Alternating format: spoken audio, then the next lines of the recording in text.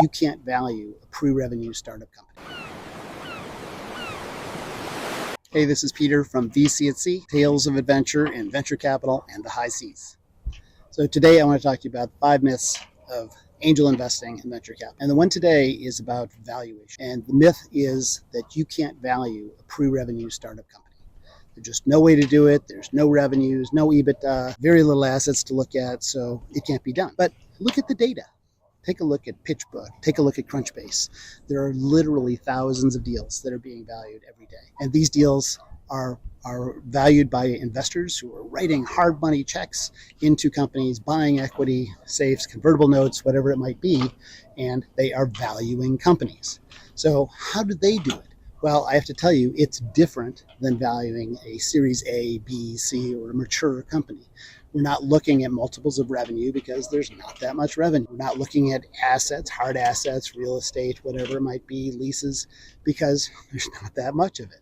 So we use different methodologies for valuing startups. But they're certainly valuable, and they are certainly ones that work because this is what investors use.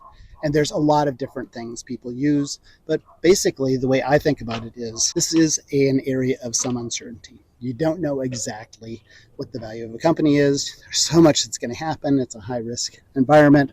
So what do you do? How do you do this? Well, I think I'm poking at it from all of the different angles. So we use a risk adjusted method. We'll use a DCF, discounted future cash flow method. We use the scorecard method, looking at comps, comparing to other startups and what's different. Who has the best teams, or the opportunity size, or the markets, or whatever it might be, and then we'll rate it according to that. We'll look at how much is being raised. We'll look at the cap table and how it's being diluted over multiple raises and what it looks like after all those raises happen and then we have an exit. Lots of different things, and guess what? Those are not all going to come up with the same number.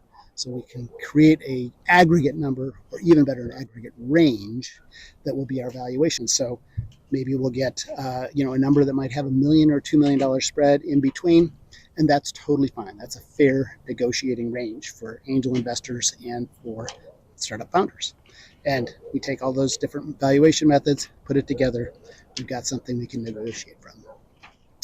Sort of a sub-myth here is that since you can't value a company, you have to use something like a safe or convertible note because there is no valuation with those. And that's not exactly true, because there's a proxy for valuation in a safe or convertible note, and that's the cap, the valuation cap.